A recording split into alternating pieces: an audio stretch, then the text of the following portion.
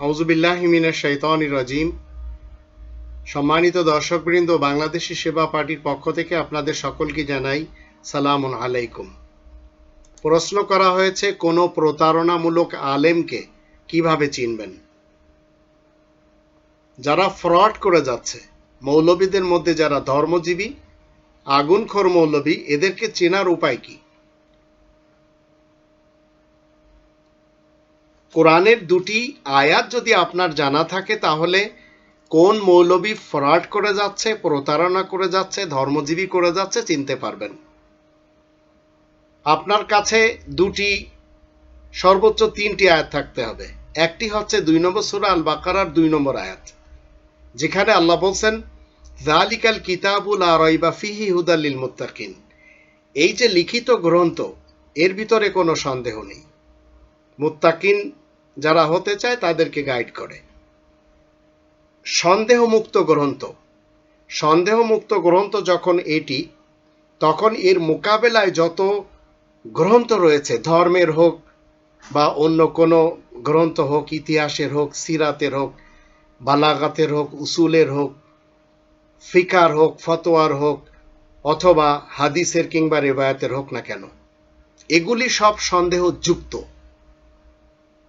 তাহলে আপনার সামনে যখন কেউ ওই গ্রন্থগুলি থেকে কথা বলবে, তখন আপনাকে বুঝতে হবে এই লোকটির মধ্যে সন্দেহ রয়েছে, এই লোকটি প্রতারণা করে যাচ্ছে ইসলামের নামে। কেননা এই কোরআনের 50 নম্বর সূরা কফের 45 নম্বর আয়াতে বলা হচ্ছে, ফাযাক্কির বিল কোরআন, কোরআনের সাথে তোমাকে উপদেশ দিতে হবে। 50 নম্বর সূরার 45 নম্বর আয়াত আপনার স্মরণে থাকতে হবে, 2 নম্বর সূরা আল বাকারার 2 নম্বর আয়াত আপনার স্মরণে থাকতে হবে, আর 6 নম্বর সূরার 19 নম্বর আয়াত, যেখানে বলা হচ্ছে ওয়া উহিয়া ইলাইয়া হাযাল কোরআন, আর এই কোরআন আমার কাছে ওহী করা হয়।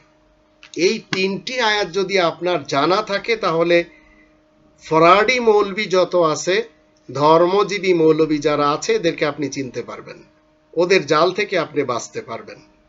এই ফরাডি মৌলবীদের কাছে কি রয়েছে, এই তিনটি আয়াতের দৃষ্টিতে আপনি জানলেন যে কিতাবুল্লাহর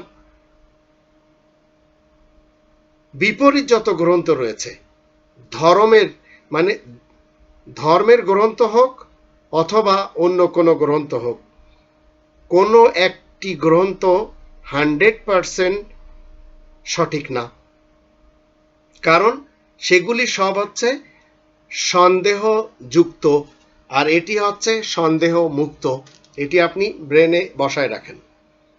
সুন্নি মুসলমান এবং সালাফি মুসলমানদের কাছে রয়েছে সিহায় সিত্তা। তারা সুকৌশলে বলে যাচ্ছে বা কুকৌশলে বলে যাচ্ছে আসাহ বাদা কিতাব বিল্লাহ। আসাহ শব্দটা হচ্ছে ইসমে তাফজিল, এর মানে হচ্ছে সবচেয়ে বেশি সহি গ্রন্থ। তারা কিতাবুল্লাহর পরে বলতে চায় বুখারীকে। মূলত সবচেয়ে বেশি সহি গ্রন্থ বুখারী হতেই পারে না, সবচেয়ে বেশি মিথ্যার গ্রন্থ হচ্ছে বুখারী। এমনকি সিহায় সিত্তার যে 6টি গ্রন্থ রয়েছে, এ হচ্ছে সালাফি মুসলমান এবং সুন্নি মুসলমানদের। এদের এই গ্রন্থগুলিকে যারা মানে না, তারা হচ্ছে শিয়া মুসলমান। তাদের কাছে রয়েছে কুতুবে আরবা। তাদের একটি গ্রন্থ মানে না সালাফি এবং সুন্নি মুসলমানেরা। এবং এই তিন পার্টির সবচেয়ে বড় দাবি হচ্ছে তারা রাসূলের অনুসারী, এবং তারা বলে যাচ্ছে এই 10টি গ্রন্থ রাসূলের। মূলত একটি গ্রন্থ রাসূলের সাথে সম্পর্ক রাখে না, রাসূলের সাথে সম্পর্ক রাখে শুধু একটি গ্রন্থ, যেটি আমার কাছে রয়েছে, আমরা যেটাকে আল কোরআন বলি। এর আসল নাম হচ্ছে আল কিতাব। এর ভিতরে রয়েছে 69 নম্বর সূরা আল হাক্কা এর 40 নম্বর আয়াতের দৃষ্টিতে, ইন্নাহু লাকাউলু রাসূলিন কারীম, নিশ্চয় এটি হচ্ছে সম্মানিত রাসূলের মুখের বাণী। এখন যারা সিহায় সিত্তাকে, কুতুবে আরবাকে, উসুলে কাফিকে, হিদায়াকে, ভেস্তে জেওরকে, ফাজাইলে আমলকে, ফয়জানে সুন্নতকে এই যারা মেনে চলছে, এরা সবাই নিজেদের হাতে গলদ গ্রন্থ উঠিয়েছে, সন্দেহযুক্ত গ্রন্থ হাতে উঠিয়ে চলছে। সন্দেহ মুক্ত গ্রন্থ কোরআন, আর এগুলি সব হচ্ছে সন্দেহযুক্ত। এগুলির ভিতরে ভুল রয়েছে, ভ্রান্ত রয়েছে, দলালাত রয়েছে, ভ্রষ্টতা রয়েছে, সব এইগুলিতে রয়েছে। মজার জিনিস এখন আপনাকে বুঝতে হবে, এই গ্রন্থের ভিতরে 114টি সূরা, 6348টি আয়াত রয়েছে। এখন আপনি কোনো একটি লাইন যখন পড়বেন সেটি সন্দেহমুক্ত, কিন্তু ওদের ওই সমস্ত গ্রন্থগুলি যে ফ্রড মৌলবীদের কাছে রয়েছে, ওদের যে কোনো গ্রন্থ আপনি পড়বেন, যে কোনো গ্রন্থের যে কোনো লাইন পড়বেন সেটি হচ্ছে সন্দেহযুক্ত, আর এটা হচ্ছে সন্দেহমুক্ত।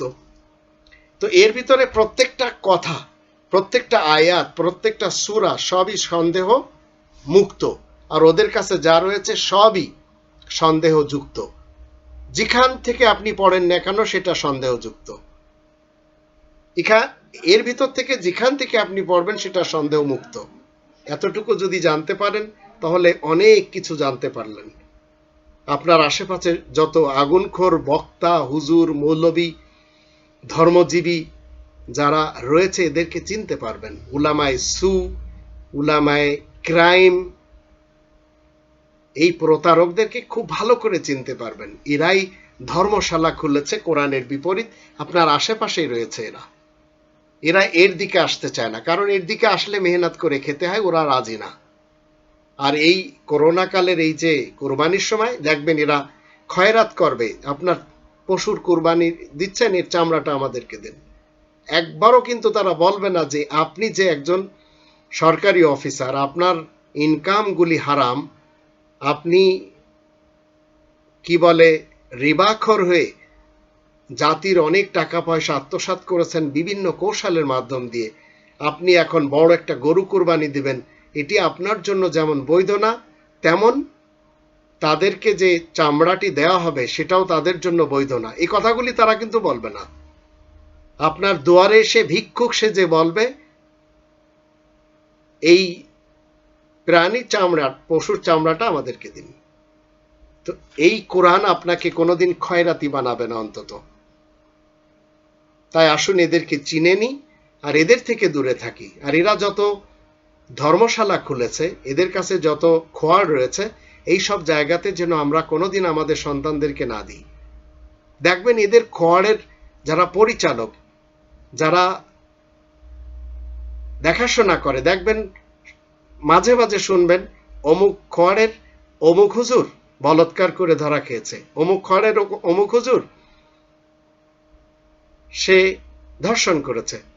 এদের কোনো বিচারও নেই বাংলাদেশে, কারণ যিনি বিচার করবেন তিনি নিজেই এই সবের থেকে ঊর্ধ্বে নন, তিনি নিজে একজন ভোট ডাকাত সরকার। তো ওনার কাছে কি বিচার থাকবে? আউটডোর দিয়ে তিনি এসেছেন।